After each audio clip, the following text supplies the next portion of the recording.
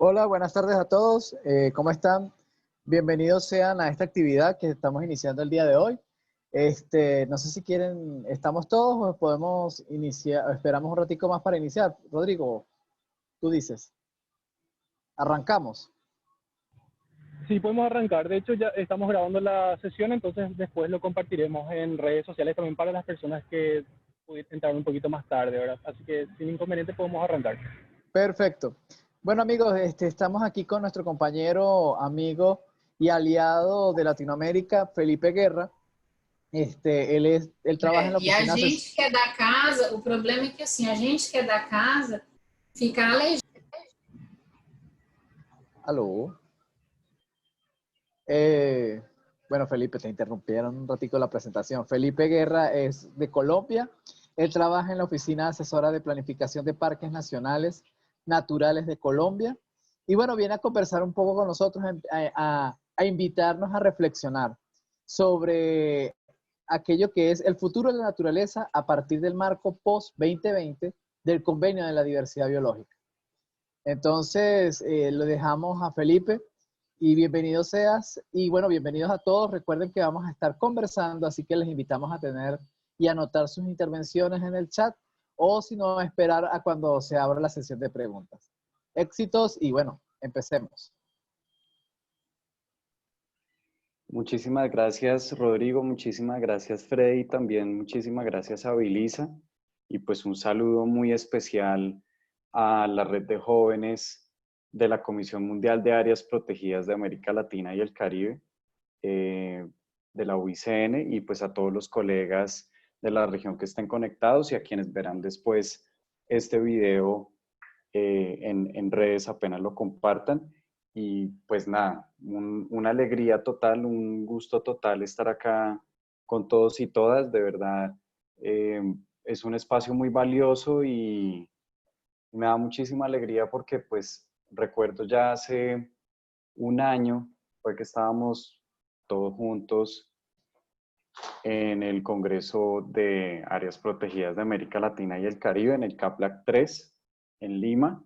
Y pues bueno, fueron grandes tiempos y ojalá se pueda repetir muy pronto un encuentro de esta envergadura. Entonces, pues muchísima alegría, y el día de hoy lo que estábamos conversando con los compañeros era traer algunas reflexiones como acerca del futuro de la naturaleza, del futuro del mundo, a partir del marco post-2020 del Convenio sobre la Diversidad Biológica. Y digamos que estas reflexiones como del futuro de la naturaleza, nosotros al ser parte de la naturaleza, pues quiere decir que vamos a hablar también un poco de nuestro futuro. Entonces, tal como ellos me indicaron, pues tengo un breve tiempo para dar unas palabras por unos 10 minuticos, entonces voy a tratar de ser breve, de manera tal que podamos luego tener una conversación entre todos y todas a partir de las preguntas que tengan, sugerencias, quejas, reclamos, regaños, no mentira. Entonces, bueno, muy brevemente, como todos bien lo sabemos, estamos en una crisis global sin precedentes de destrucción del medio natural, de destrucción de la naturaleza, pero pues no es la primera vez que estamos hablando de esto. En 1980, en esta década muy importante para el mundo en términos de los acuerdos internacionales en materia de conservación a partir de la cooperación internacional, ya nos decía la Comisión Mundial sobre el Medio Ambiente y el Desarrollo, sabemos lo que tenemos que hacer, es hora de hacerlo. Las formas insostenibles de desarrollo han destruido a civilizaciones anteriores, pero ahora hemos puesto la vida en un peligro a escala mundial.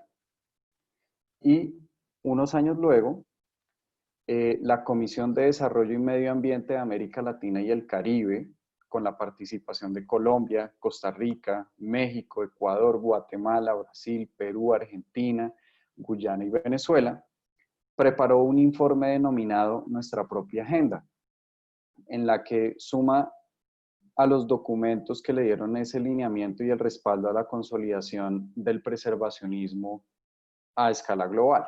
Y en este documento, como una pequeña cita de este documento que les traigo, dice: se exponen las razones acerca de la imperiosa necesidad de que el continente latinoamericano cuente con un compromiso común que le permita garantizar la conservación y preservación de sus recursos ecológicos, los cuales día a día se encuentran en grave peligro debido a la falta de planificación del desarrollo humano. América Latina y el Caribe contienen el 40% de las especies vegetales y animales de los bosques tropicales del mundo, pero a la tasa de deforestación actual se prevé que dentro de 40 años, entre 100.000 y 350.000 especies habrán desaparecido. Desafortunadamente, solo una pequeña parte de la región ha estado bajo el sistema de áreas protegidas. Y ya estamos casi cumpliendo los 40 años que ellos dijeron, y pues pasó lo que ellos predijeron que iba a pasar, y era que pues íbamos a estarnos enfrentando a una crisis global peor de lo que estábamos viviendo en ese momento. Y pues han pasado las décadas, cada encuentro internacional los países se reúnen, dicen: oh, qué grave está todo, y todo sigue grave.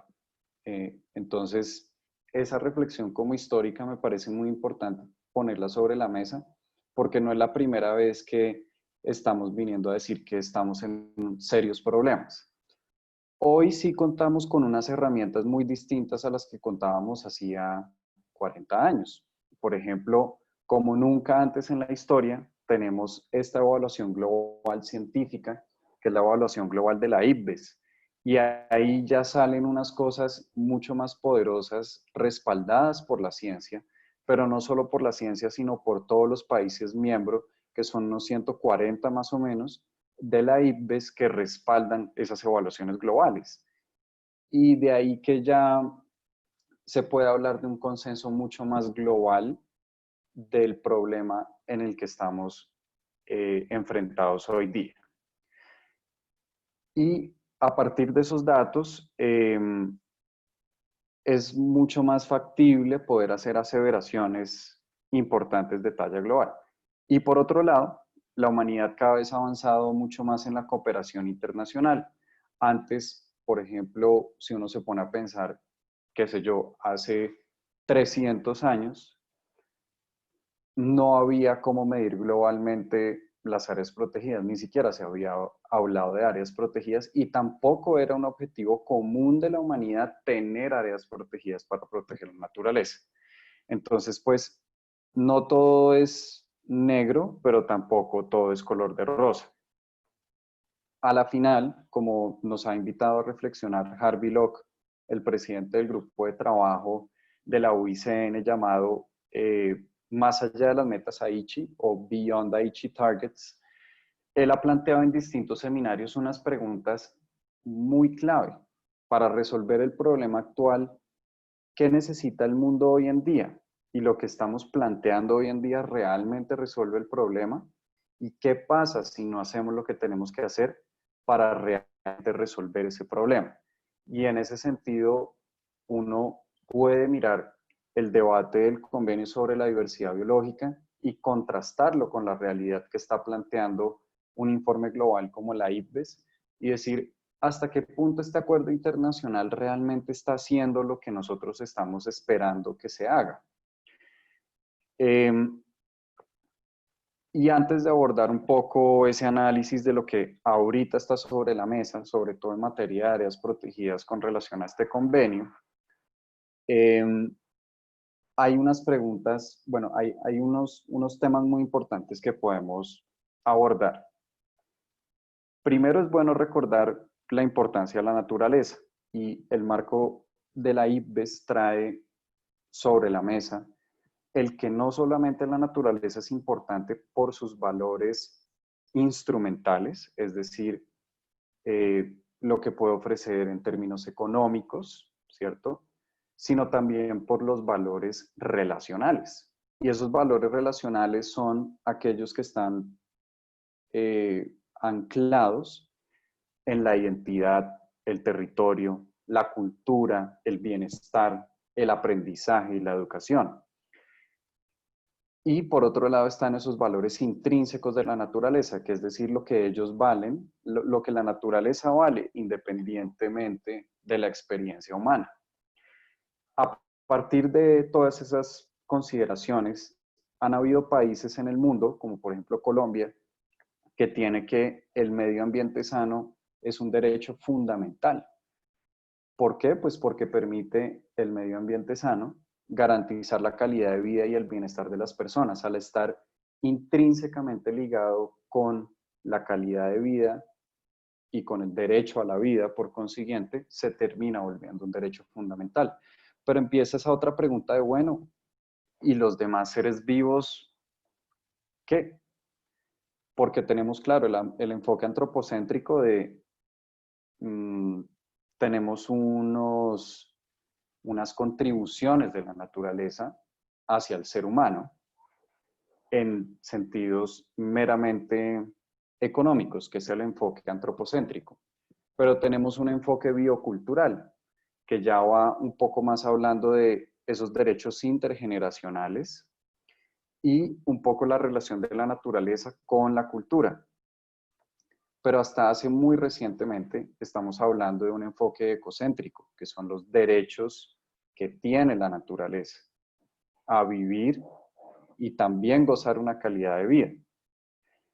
Y ahí es donde las áreas protegidas juegan un papel fundamental, porque las áreas protegidas garantizan que hayan ecosistemas abundantes, funcionales y saludables, no solamente para el ser humano y la vida del ser humano, sino también para la vida de todas las especies en general. Yo siempre que pienso en áreas protegidas, pienso como en un país para la naturaleza, porque pues puede llegar a ser muy difícil citar a los animales a una audiencia pública y discutir con los seres humanos de cómo vamos a planificar el territorio. De ahí que un poco el ser humano entra a proteger los derechos de la naturaleza y decir, en este pedazo de territorio marino, costero o territorio continental, los seres humanos no van a entrar. O si van a entrar, tienen que entrar bajo ciertas condiciones de diálogo sostenible con la naturaleza. Y cuando uno lo piensa así, pues tiene muchísimo sentido tener áreas protegidas y sobre todo, no solamente por los animales, por toda la fauna y la flora, mejor dicho, sino también porque, como bien se ha demostrado últimamente en todo este gran debate de la importancia de las áreas protegidas frente a la salud del ser humano, si no tenemos una naturaleza abundante, ni saludable, ni funcional, se pueden romper fenómenos como los fenómenos de la dilución, que es aquel fenómeno biológico donde la naturaleza tramita la información biológica de las distintas especies de manera tal que resuelve esos conflictos y encuentra un equilibrio, porque la naturaleza nunca está en equilibrio, pues un equilibrio frente a todas estas cosas. Entonces, por ejemplo, si generamos mucha pérdida de biodiversidad, terminamos relacionándonos muy directamente con los murciélagos y adquiriendo viruses como el coronavirus. O, por ejemplo, si vamos afectando muchísimo a la biodiversidad, no hay animales que controlen los mosquitos que transmiten el dengue o la malaria. Y ahí es donde las áreas protegidas juegan un papel fundamental. Y si uno se pone a pensar, ¿dónde estamos en el mundo actualmente con este nivel de protección? Pues uno ve que con las metas Aichi sí logramos un avance importante, sobre todo con la meta Aichi 11. En ese crecimiento, ese gran crecimiento de los sistemas de áreas protegidas, se aumentó muchísimo la cobertura. Y claro, muchas personas dicen, pero con la cobertura no basta. Tenemos que tener una efectividad de manejo. Pero bueno, pues por algún lado se comienza. Si no tenemos un área protegida declarada, no hay cómo implementarla después. Y si no tenemos un área protegida declarada, no hay cómo dialogar con todos los sectores que están alrededor de ella. Entonces es un punto de partida, una condición necesaria y fundamental. Pero cuando uno empieza a mirar este nuevo debate del post-2020 y ya abordando algunas de las metas puntuales, la meta 2 es la que va a reemplazar la meta Aichi número 11. Y uno vuelve a ver el tema de la cobertura, ve un llamado hacia que conservemos el 30% de los territorios continentales y el 30% de los territorios marino-costeros. Y este es un gran avance, un nuevo llamado a aumentar aún más esta cobertura de los sistemas de áreas protegidas. Pero cuando uno ve en el marco de monitoreo los indicadores para mirar este tema, aún uno no ve muy claro ese llamado de aumentar los recursos financieros de los sistemas, porque hemos aumentado en cobertura, pero no en la misma proporción hemos aumentado los recursos que se destinan a los sistemas de áreas protegidas, de manera tal que tenemos en esa meta una falencia aún en este llamado, porque pues de todas formas sí se necesitan esos recursos para poder garantizar la conservación mucho más allá de la cobertura. Por otro lado, hay un nuevo llamado a las OMEC, a las otras medidas efectivas de conservación, pero todavía no es tan claro ese llamado en las OMEC a, por ejemplo, el tema de los pueblos indígenas. Claramente, la definición de las OMEC, pues los termina vinculando como tal, y ahí hay un traslape muy importante conceptual entre los territorios indígenas conservados, que son las TICAS, y las OMEC. O sea, si uno se pone a mirar en América Latina y el Caribe, tenemos unas experiencias muy bonitas con las comunidades locales, a diferencia de otras partes en el mundo donde este tema aún está como medio, no sé, acá en América Latina tenemos mucho que hablar y mucho que decir frente a esta experiencia, pero en la meta 2 como tal, no se reconocen esos esfuerzos de conservación de las comunidades indígenas y locales. Y tampoco en la meta 19, que es la que está un poquito más adelante, acerca de la participación de los pueblos indígenas y las comunidades. Se habla de que se tiene que garantizar su participación efectiva, pero no el fomento de esas estrategias de conservación que están dentro de las comunidades y esfuerzos para conservar esas comunidades y el patrimonio cultural. Y ahí también tenemos otro pequeño vacío. Por último, hay una cosa muy interesante, y con esto ya voy cerrando, en el marco post-2020 que hemos empujado muy fuertemente desde Colombia. Yo pues hago parte de todo este proceso interno en Colombia para definir la posición de Colombia ante el marco post-2020 del Convenio sobre la Diversidad Biológica. Como punto focal de parques, apoyo al Ministerio de Ambiente con todos estos temas de áreas protegidas, y en lo demás que me puedo meter también, que me apasiona y me parece muy interesante. Y pues Cancillería, que es quien lleva la voz del país, ha planteado muy fuertemente este mensaje de el cambio de los patrones de producción y consumo insostenibles. ¿Y porque esto es muy importante? Porque si bien nosotros podemos fortalecer a las áreas protegidas como el mejor instrumento comprobadísimo en el mundo para conservar la biodiversidad, si hacia adentro de nuestro pequeño país, que es las áreas protegidas, todo está bien, pero afuera todo está muy mal, pasan cosas como las que están pasando hoy en día, que, por ejemplo, hay un cambio climático espeluznante y las áreas protegidas que protegen como todos estos ecosistemas nivales, ¿sí? Todos los glaciares, todo, pues se ven muy afectadas a pesar de que tengamos 7.000 guardaparques en esa área protegida, todos los recursos que queramos, pero si hay cambio climático, esa área protegida no tiene nada que hacer. Entonces, si no cambiamos esos patrones de producción y consumo insostenibles, hacer un cambio en ese modelo social de explotación de recursos, de crecimiento económico permanente, no podemos aspirar a tener un equilibrio en todo. No solo con áreas protegidas vamos a lograrlo, necesitamos esa transformación de patrones de producción y consumo insostenibles. Y ahí sale esa gran pregunta: ¿qué queremos para el mundo hoy? ¿Qué necesita el mundo de hoy? Y ahí empieza a estar esa tensión entre un acuerdo realista, que es vámonos por ahora con lo que tenemos hoy en día, y un acuerdo un poco más ambicioso, que es soñemos con un mundo nuevo.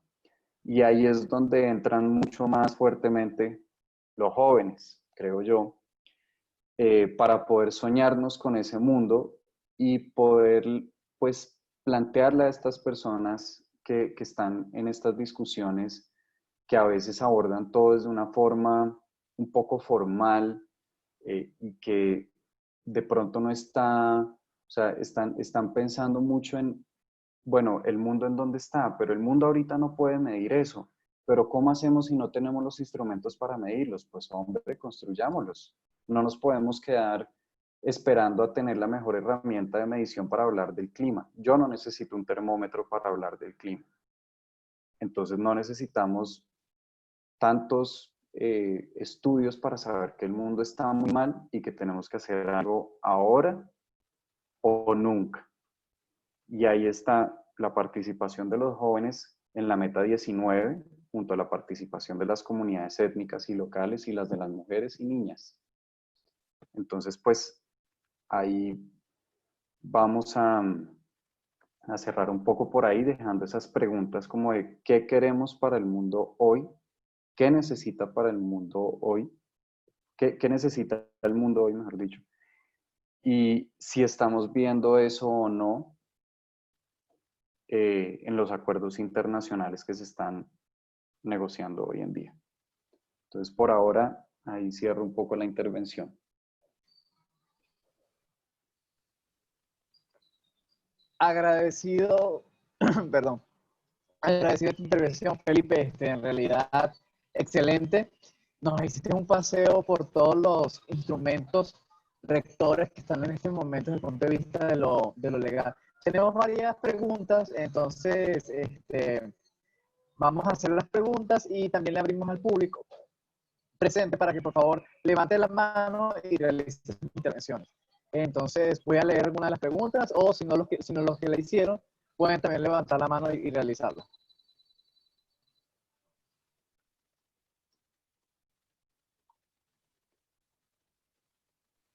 Hola, aprovecho de hacer la mía que la conexión está eficiente.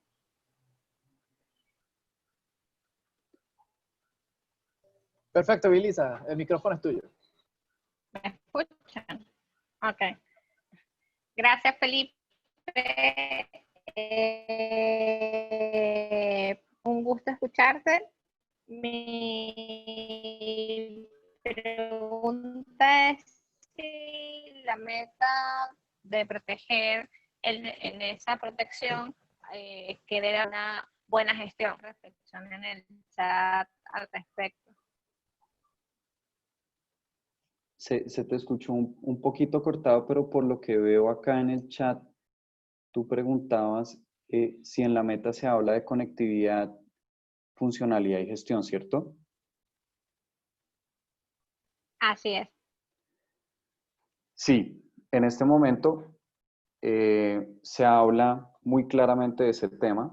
Creo que hay un consenso global muy afortunado al que nos enfrentamos, y es que ya entendimos que avanzamos en cobertura, eso está muy bien, pero necesitamos ir mucho más allá de la cobertura. Entonces, de pronto, en la meta como tal, o sea, la meta dice, proteger los sitios de particular importancia para la diversidad biológica a través de áreas protegidas, bueno, a través de sistemas de áreas protegidas y otras medidas de conservación efectivas basadas en áreas, cubriendo para 2030 por lo menos un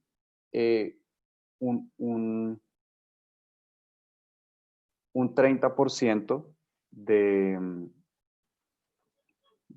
planeta a nivel global. Y lo que tenemos con eso, espérenme que creo que les estaba leyendo una versión un poco antigua de la meta, no me abrió el documento que estaba buscando, ya se lo leo, pero cuando uno mira en el marco de monitoreo, es decir, en lo que está al lado, una columna que está al lado, que dice cómo vamos a medir eso, ahí se habla muy claramente de los temas de conectividad y de gestión efectiva. Sobre todo, me llama muchísimo la atención algunas reflexiones que han planteado algunos expertos a nivel global, como Trevor Sandwich, de la UICN, quien nos ha hecho reflexionar acerca de la protección como un medio para lograr la conservación. Pero también hay otros medios para lograr la conservación. Por ejemplo, las comunidades indígenas, pues indígenas en el término que usa el convenio, es decir, no solo los indígenas, sino también las negritudes. Estas comunidades habitan territorios muy grandes y hacen un uso tan sostenible de la biodiversidad que logran objetivos de conservación. Más allá de tener protecciones estrictas, que claro que las tienen, sobre todo a la luz como de partes de ese territorio que son sagradas, por ejemplo.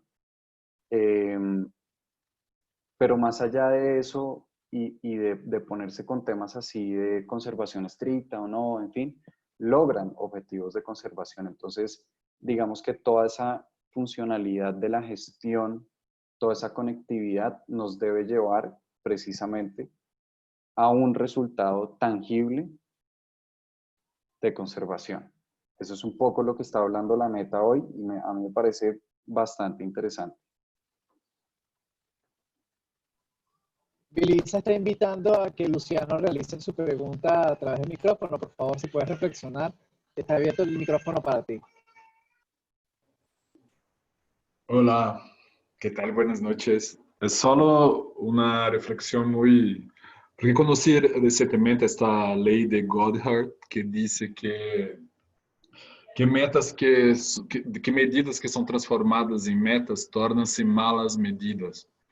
Isso significa que ter aplicado en la cuestión de la meta de Aichi 17% de la cobertura terrestre, 10% de la marina, não significa uma efetividade de proteção dos territórios, não?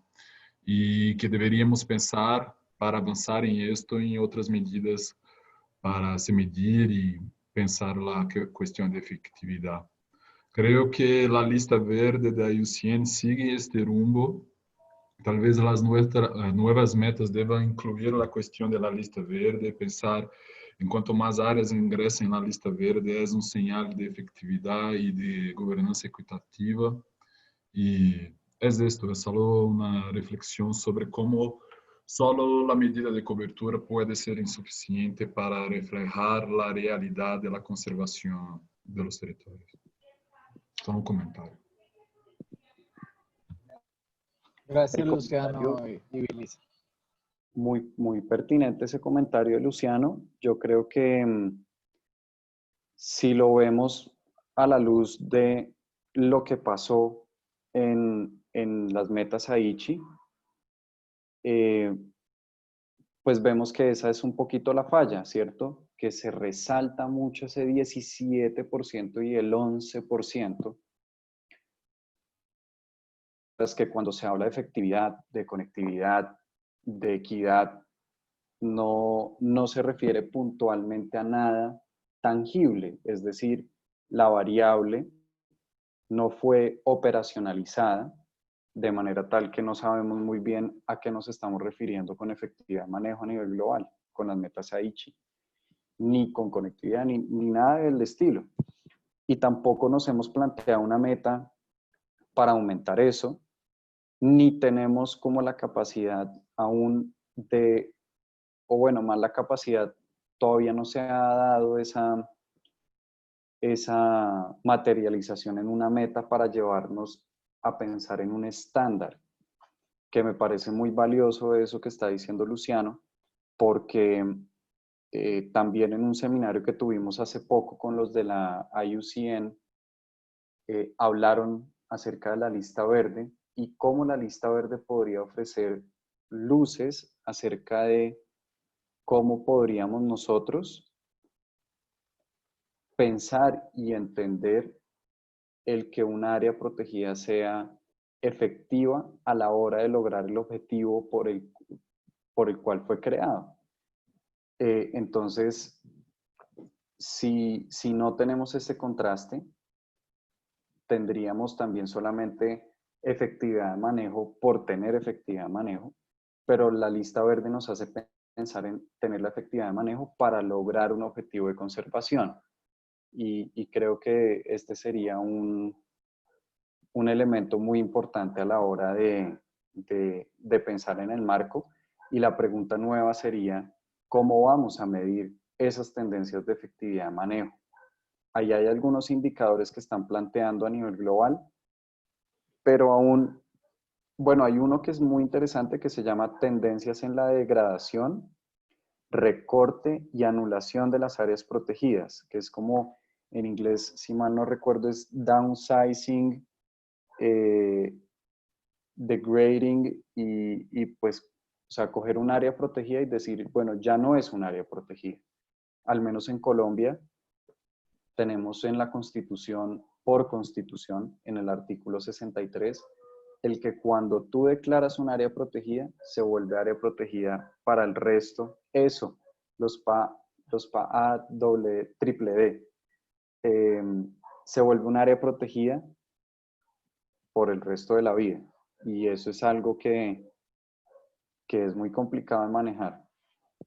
Pues en el sentido de que hay países que están pues cogiendo áreas protegidas y destinándolas a otra cosa. Eso es muy complejo.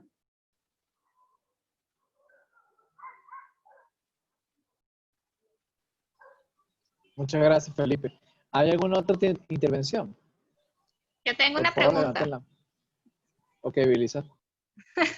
Si me dejan preguntar, puedo estar todo el rato preguntando. Felipe, tengo una Un momento, Belisa. Luego de ti, duda. Belisa, luego de ti viene Estela, ¿ok? Ok, chévere. Tú hablaste de que se amplía el porcentaje de cobertura, pero no se está ampliando los fondos para el manejo, para la administración de estas áreas. ¿De dónde crees tú que deberían venir estos fondos? ¿Cómo se puede presionar o incidir para que esto sea tomado en cuenta? Bueno, hay una reflexión muy interesante que hacía el ministro de Costa Rica, Carlos Manuel Rodríguez, que ahora está como presidente del JEF. Y es que el mundo destina una proporción, en este momento no recuerdo exactamente la cifra, pero es una proporción muy pequeña del PIB global para la conservación de la naturaleza. Y lo que él hacía, el llamado era, debemos aumentar al menos aspirar a tener 1% del PIB global para la conservación de la biodiversidad. Y este compromiso que implica que, pues, por ejemplo, los estados busquen equilibrar de una mejor manera la asignación de recursos públicos de manera que eso esté garantizado permanentemente. ¿Qué pasa, por ejemplo, ahorita con la pandemia? Que algunas empresas privadas que estaban apoyando algunas áreas protegidas, al ver sus ventas reducidas, pues ya no pueden contribuir más. Y algunos filántropos pues puede que tampoco puedan hacerlo porque su negocio se quebró por el tema de la pandemia. Entonces, si bien es muy bienvenida el apoyo, es muy bienvenido, perdón, el apoyo de los privados, también es importante que pues, los estados hagan ese compromiso con base en sus recursos nacionales, bajo una premisa, que es algo muy nuevo. Este estudio se los ultra recomiendo, lo pueden encontrar en la página de la Campaña por la Naturaleza. Es un estudio que hacen 100 científicos, entre ellos Enrique Salá de National Geographic y varios otros, acerca de cómo cuando tú inviertes $1 en la naturaleza te devuelve al menos $5 en todos los servicios ecosistémicos o contribuciones de la naturaleza para las personas, pero las personas no estamos contribuyendo a la naturaleza. Entonces, si asumimos eso y los estados asumen eso y los ministerios de Hacienda lo asumen, dejamos de pensar en la naturaleza como un gasto o como un costo, a pensarlo como una inversión a largo plazo. Como dicen en Colombia, hay unas personas del Ministerio de Hacienda con las que hace poco hablamos, nos hacían una reflexión muy interesante. Pensemos que un pasivo ambiental se va a volver más adelante en el futuro en un costo fiscal, en algo que el Estado tiene que invertir para resarcir todo ese daño. Entonces, pues por todo lo contrario, invirtamos ya en la naturaleza, en la conservación de la naturaleza, en su uso sostenible, en cambiar los patrones de producción y consumo, y ahí podemos recoger muchos más beneficios, o sea, 5 veces más beneficios de lo que estamos invirtiendo. Y son ese tipo de estudios internacionales que hoy tenemos gracias a la cooperación internacional, los que nos pueden ayudar a empujar muy fuertemente esos llamados. Y tenemos hoy esas alianzas globales como la Campaña por la Naturaleza, o pues sí, Campaign for Nature, que están diciendo, sí, aumentemos ese 30%, pero no podemos descuidar ni la efectividad, ni la conectividad, ni la equidad, ni tampoco la representatividad, mucho menos, pero menos aún esos recursos financieros que son cruciales para garantizar eso. Por ejemplo, en Colombia estamos teniendo una discusión muy interesante en el marco de la política del Sistema Nacional de Áreas Protegidas que estamos renovando 2020-2030, acerca de equilibrar justamente los costos y beneficios y quién asume esos costos y cómo se distribuyen estos beneficios, de manera tal que pues, las personas que tengan externalidades negativas pues también asuman pues mucho más claramente eso, aunque digamos que la idea en el fondo es que no se generen externalidades negativas, de ahí la importancia de los cambios de los patrones de producción y consumo, la economía circular, ¿cierto? Pero también cómo podemos retribuir más claramente esos esfuerzos de conservación de las personas que viven dentro y alrededor de las áreas protegidas, que generan muchas oportunidades. Y eso lo digo porque en el chat veo una pregunta de Rodrigo, y es si el nuevo marco de CDB del post-2020 podría representar un riesgo de desplazamiento de comunidades vulnerables de sus tierras con el fin de conservar ecosistemas naturales. Y yo creo que ahí es donde América Latina y el Caribe pueden generar un poco más la reflexión de no, o sea, tenemos que encontrar puntos medios para poder no generar estos desplazamientos y estos problemas pues entre las comunidades y la conservación. Qué pena, prendo la luz, acá ya está un atardecer muy bonito. Entonces, ¿por qué lo digo? Porque pues también tenemos que reconocer que muchas comunidades locales tienen unas prácticas bastante sostenibles ya per se y no hay necesidad de declarar de pronto en esa región un área protegida estricta, sino buscar un área protegida que permita que estas comunidades se mantengan allí viviendo y que se reconozca ese valor que tienen a la hora de conservar ese territorio donde viven y han vivido por mucho tiempo, y que se hagan alianzas de esfuerzos de conservación entre lo público, bien sea nacional, una autoridad nacional o regional o local, y estas comunidades. Y de esa forma también garantizamos que hayan recursos humanos y financieros mucho más claros en el territorio para implementar estas medidas. Bueno, seguimos con Estela Amarilla, por favor, para que hagas tu intervención en el micrófono. Abre el micrófono, te toca hacer tu intervención. Sí, buenas tardes, ¿me escuchan? Perfectamente, Estela. Muchas gracias, Felipe, muy interesante el diálogo. Gracias por la invitación, Marcos, Arias. En primer lugar, presentarme, ¿verdad? Yo soy profesora de áreas protegidas en la Facultad de Ciencias Agrarias en la UNA, Paraguay, y estoy participando en el evento aquí con mi colega Janet Villalba como un equipo consultor que está trabajando en la actualización del plan estratégico del Sistema Nacional de Áreas Silvestres Protegidas de Paraguay, y todos los temas que están exponiendo son sumamente claves para proyectar de manera participativa esta nueva configuración que debería tener nuestro sistema de conservación, siendo los puntos claves el porcentaje de conservación que se refleje con todos esos alcances que están mencionando. Y un punto también que me parece muy pertinente debatir con ustedes, cómo proyectar sobre todo el protagonismo de los jóvenes en los ejes estratégicos, en este escenario tan oportuno que estamos teniendo en Paraguay actualmente.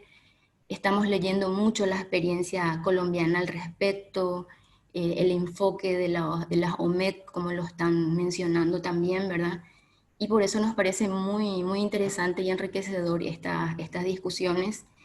Y escuchando un poco todas las preguntas y consultas, hay una pregunta clave que realmente resalta con las metas globales entre aumentar la superficie de las áreas que ya tenemos versus fortalecer los ya existentes, y el tema de la efectividad en el medio de eso, ¿verdad? Que son las recomendaciones de conectividad que UICN mismo también nos compromete, ¿verdad? Entonces, esta intervención más que nada es buscando un poco concretar, discutir esos dos puntos. ¿Qué podemos realmente consensuar a nivel de cómo enfocar estos porcentajes de conservación? Tenemos que ampliar la mirada en los sistemas de conservación. En Paraguay el desafío actual es incluir las áreas protegidas urbanas como una nueva figura, por ejemplo, ¿verdad? Ya que es una demanda local actual.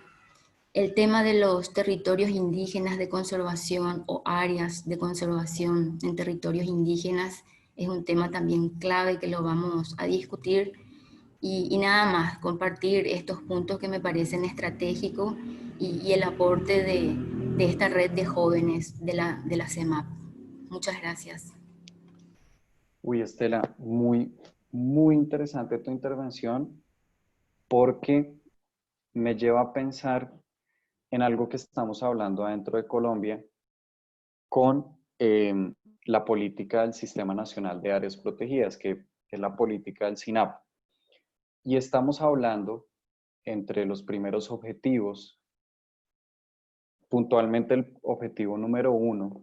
El objetivo número 1 es aumentar la representatividad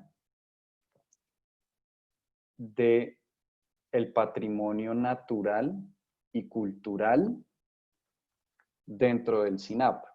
Entonces nosotros ya, por ejemplo, en Colombia estamos hablando de cómo se relaciona el patrimonio natural con el patrimonio cultural muy claramente, por todo lo que ya hemos venido hablando.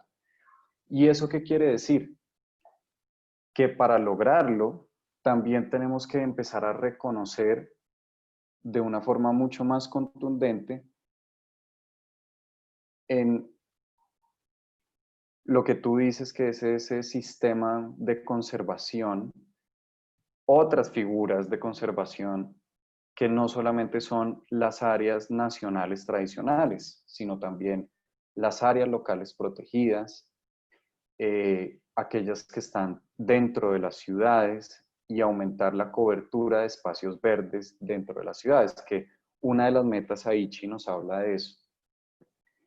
Y la importancia de eso tiene que ver con esa otra reflexión que tú estabas planteando, acerca de ese equilibrio entre fortalecer lo que ya tenemos, reconocer eso que aún no hemos reconocido que ya tenemos, como todas las OMEX, todas las áreas locales, las áreas urbanas, y seguir creciendo buscando la efectividad del manejo y todo lo demás. Porque también es cierto, yo creo que el mundo, queridos compañeros jóvenes que somos aún, el mundo nos ha planteado un falso debate. El falso debate es, no, pero pues es que ya tenemos el 11% de las, el 10% de lo marino y ya estamos llegando al 17% de lo terrestre. Pero pues es que mira, hermano, lo difícil que es hacer realidad estos sistemas de áreas protegidas e implementarlos. No podemos crecer más, no podemos crecer más. Tenemos es que fortalecer, únicamente fortalecer lo que ya tenemos. Que no estoy diciendo que tú lo estés diciendo, Estela, solo me haces pensar como y recordar ese falso debate que nos han planteado. Y nos dicen, fortalezcamos lo que ya tenemos y ya. Eso ya es mucho trabajo. Pero yo creo que nuestro llamado tiene que ser, no hombre, aumentemos los recursos para poder garantizar que crezcamos y sigamos creciendo con estos sistemas de conservación donde estén reconocidos las áreas protegidas, las OMEX, las TICAS, en fin, y que podamos hacerlos efectivos, que cumplan sus objetivos de conservación, porque es un consenso global, como lo encontraron en este estudio de Harvey Locke, Trevor Sandwith, Stephen Woodley de la UICN, Kathy McKinnon, que publicaron a finales de año pasado. Después de una extensísima revisión de literatura, encontraron que todos los científicos hablan de proteger entre un 30 y un 70%, o sea, el 30% es lo mínimo que tenemos que tener protegido. Pues, o bueno, conservado, ¿no? Porque estamos todavía como hablando mucho de esa distinción entre lo que es protegido estrictamente y lo que también se protege a través de usos consuetudinarios de comunidades locales que han vivido ahí por cientos de años y el territorio permanece intacto, como por ejemplo el Parque Nacional Natural de Chiribiquete, que tiene, o sea, el Sistema Nacional de Áreas Protegidas de Colombia tiene 31 millones de hectáreas, más o menos. Eso es el tamaño de Italia o de Polonia casi. O sea, eso es mucha tierra.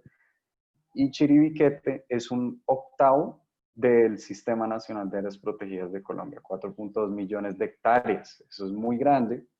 Y allí viven comunidades en aislamiento, pueblos indígenas en aislamiento.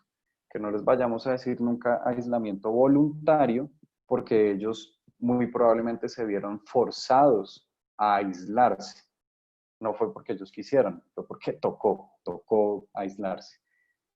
Y uno va a Chiribiquete y está perfectamente conservado. Y esas comunidades han vivido allá, según los registros de carbono que ha encontrado Carlos Castaño Uribe, un exdirector de parques, investigador que ama Chiribiquete, desde hace 20.000 años, antes del presente. Y Chiribiquete sigue perfectamente conservado. Entonces, chévere como pensar en este falso debate que nos están planteando, como, no, es que no crezcamos más, solamente fortalezcamos lo que ya tenemos, ahí ya hay mucho trabajo. No, hermano, necesitamos los recursos para crecer hasta ese mínimo del 30% y hacer que ese mínimo del 30% sea muy efectivo.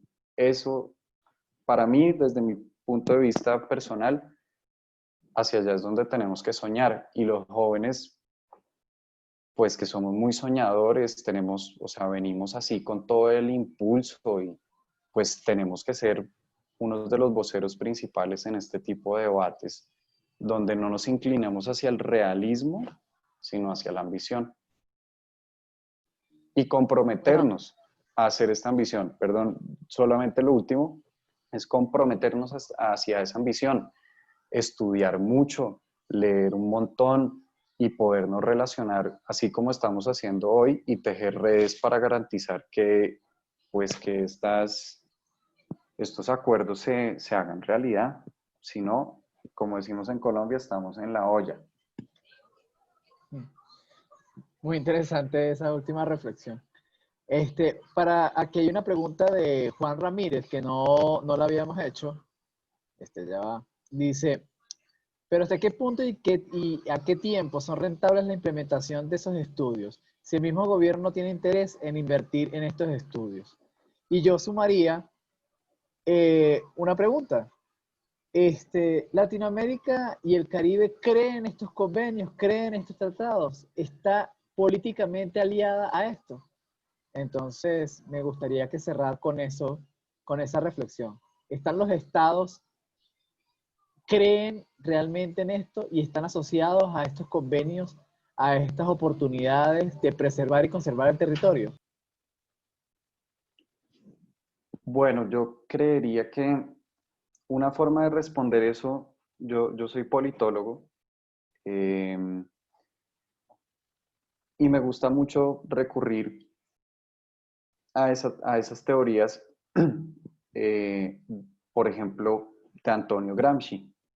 Y Antonio Gramsci nos decía, pues no, el Estado no es un ente unitario que va caminando como un elefante hacia una misma dirección.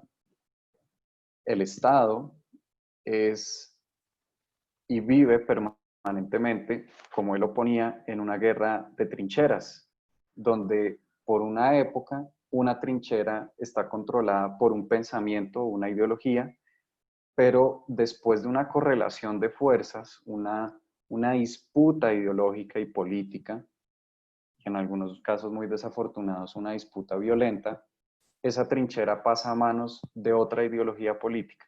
Entonces, los gobiernos pues se encuentran en esa permanente tensión. Y en el marco de esa tensión, pues muchas veces pasa que pues hay algunos sectores que aún no comprenden a cabalidad esa importancia de la naturaleza, más allá de lo que estábamos hablando al comienzo del valor instrumental, es decir, en términos económicos.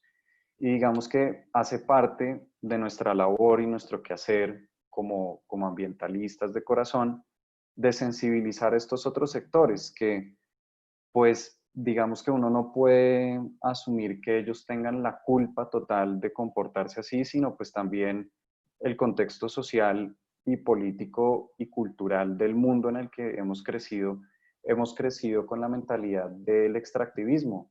Yo extraigo, esto es mío, lo consumo y lo boto. No lo reuso, no busco que ese ciclo de vida de esos recursos naturales perdure. Y pues es nuestra labor traerles sobre la mesa unas nuevas alternativas. De ahí que, por ejemplo, con parques hemos trabajado muy bien con muchísimos ministerios en Colombia, con el Ministerio de Salud. Tenemos unos programas muy lindos asociados a la salud, a buscar fomentar la salud de las personas y actividades saludables, y las áreas protegidas pueden ser un lugar muy bueno para eso. Entonces, pues en ese sentido, o por ejemplo el Departamento Nacional de Planeación está avanzando muy fuertemente con el Ministerio de Ambiente en un plan nacional de economía circular, y hay una fecha, no me acuerdo exactamente cuál, pero hay un plazo relativamente cercano para que Colombia se convierta 100% en economía circular en muy corto plazo. Entonces, pues, tenemos que seguir avanzando muy fuertemente en esto y a mí me causa muchísima motivación casos como el de Costa Rica. Costa Rica, nos explicaba Carlos Manuel Rodríguez en un seminario, el ministro de Ambiente es el mismo ministro de Minas y Energía. Entonces, él, como ambientalista, pues tiene la capacidad de plantear cómo se va a desarrollar el sector minero energético en su país y cómo generar este ordenamiento. No es fácil, obviamente él tiene muchísimos detractores, el ministerio, pero a partir de esto han logrado que Costa Rica avance muy decididamente hacia tener una economía pues que no produce emisiones en esta producción de energía. Entonces, creo que, pues claro, en muchos sentidos el panorama es muy complejo. Hay países que se distancian del convenio, pues digamos, Estados Unidos puede ser uno de ellos en el continente americano, y pues no tenerlo del lado del convenio e implementando el convenio, pues obviamente implica unos desafíos muy grandes. Pero pues, a pesar de que eso sea así, uno tiene que seguir, como se dice en la permacultura, pensar globalmente y actuar localmente. Entonces, esas acciones locales que uno va haciendo, pues al menos son un punto de partida y son un punto de partida para inspirar y generar mayores acciones a nivel local que poco a poco se van sumando y van llegando pues a ampliarse. Pues con esto me refiero a que pues no se trata tanto de esperar a que el gobierno venga y nos salve patria. Como decimos en Colombia cuando jugamos ese juego de escondidas, 1, 2, 3, salvo patria. Bueno, en fin, no tenemos que esperar a que alguien venga a hacer la tarea por nosotros, la tenemos que hacer nosotros.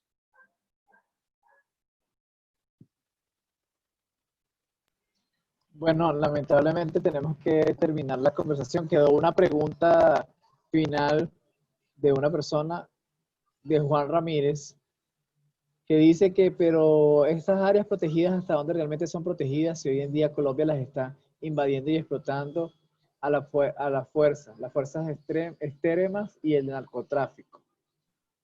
Es cierto, Una pregunta Juan. bastante compleja, una bastante compleja. Te toca, Felipe, si gustas la respondes. Claro que sí, claro que sí. Pues mira, Juan, sí, esos retos son muy complicados en territorio. Afortunadamente, pues desde Parques Nacionales tenemos una relación muy bonita con el ejército y muy bonita con la policía. Ellos nos apoyan totalmente, pero pues desafortunadamente ellos no son, o sea, su única misión en territorio no es estar al lado de un guardaparques permanentemente, ¿cierto? Entonces, pues hay veces que el guardaparques llega a una región, está pasando algo muy complicado y pues tiene que llamar al ejército. Entonces, mientras toda la línea de mando pasa y se llega, pues obviamente hay muchísimas dificultades y retos de comunicación y desplazamiento en territorio. De ahí que, por ejemplo, pues ese tema de aumentar los presupuestos a las áreas protegidas es muy, muy importante. Colombia tiene un cubrimiento de guardaparque por hectárea aún deficiente. Y pues es importante que lo pueda cubrir eventualmente. Pero como nos lo recuerda Manuel Rodríguez Becerra, el primer ministro de Ambiente de Colombia en los 90s, las áreas protegidas han tenido una deforestación mucho menor que la tasa de deforestación en el país, de manera tal que pues las hectáreas de bosques deforestadas en parques nacionales desde hace muchísimos años para acá es una tasa del 5%, que sigue siendo, o sea, indeseable, pero es la mejor estrategia de conservación de la naturaleza que tenemos a la mano y hay que seguirla fortaleciendo para poder equilibrar un poquito estas dificultades que tenemos en territorio con pues estos actores ilegales que no ayudan para nada a la conservación.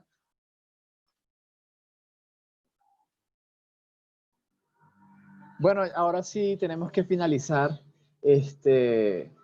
porque bueno, teníamos planteado una hora de conversación, entonces tenemos que dar fin a este conversatorio, no sin antes dar gracias a Felipe, porque bueno, ha sido excelente el análisis, el compartir y las ideas y sobre todo el tema de que todos pongamos nuestra postura estuvo bastante abierto para que escribiéramos. Pero esto va a seguir, o sea, no nos cerremos a que esta es la única oportunidad de encontrarnos. Entonces, los invitamos a que sigan participando y a que estén pendientes de nuestras redes para que se sigan uniendo y participando con nosotros en este tipo de encuentros. Y además, aquellos que son miembros de la CEMAP se empiecen a unir a nosotros y a trabajar con nuestro equipo desde el punto de vista de la investigación, desde las propuestas, desde activar efectivamente lo que es la Comisión Mundial de Áreas Protegidas. Entonces, bueno, muchas gracias, Felipe. No sé si quieres decir algo al final. No, muchísimas gracias. Muy, muy agradecido por este espacio. Me parece fundamental generar esta articulación, aprovechar que de pronto con la pandemia, pues algunas cosas se han complicado, pero se han abierto oportunidades como esta para tener este tipo de conversaciones y poder fortalecer los sistemas de áreas protegidas que son, pues, medidas muy bonitas que tenemos realmente.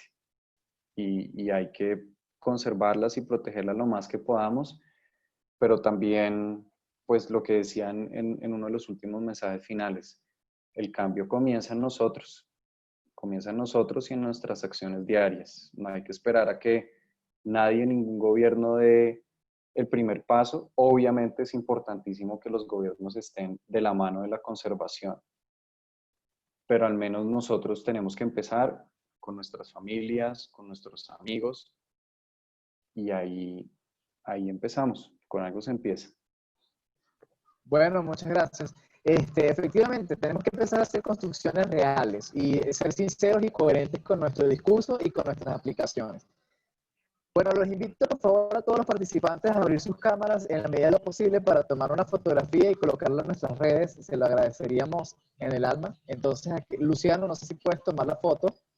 Entonces, todos aquellos que puedan abrir sus cámaras y sonreír, y Luciano nos va a avisar en qué momento va a tomar la fotografía. Bueno, muchas gracias. Y bueno, estamos aquí atentos, activos y siempre creando acciones concretas y reales dentro de la CEMAP para preservar y conservar espacios en el territorio. Luciano, ¿listo? Listo, tomando. Gracias.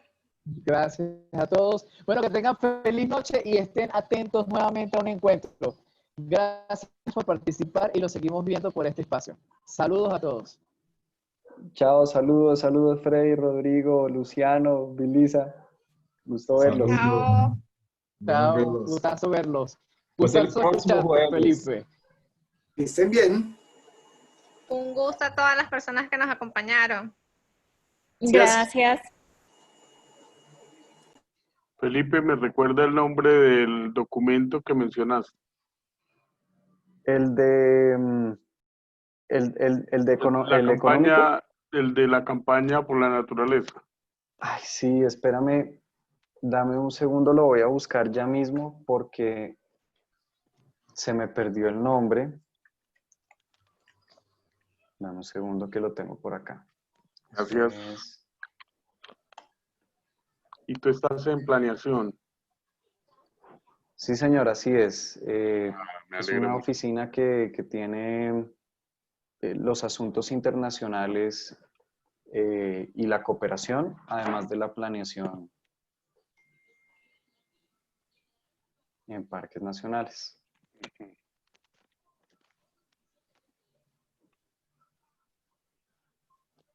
Ok, entonces, bueno,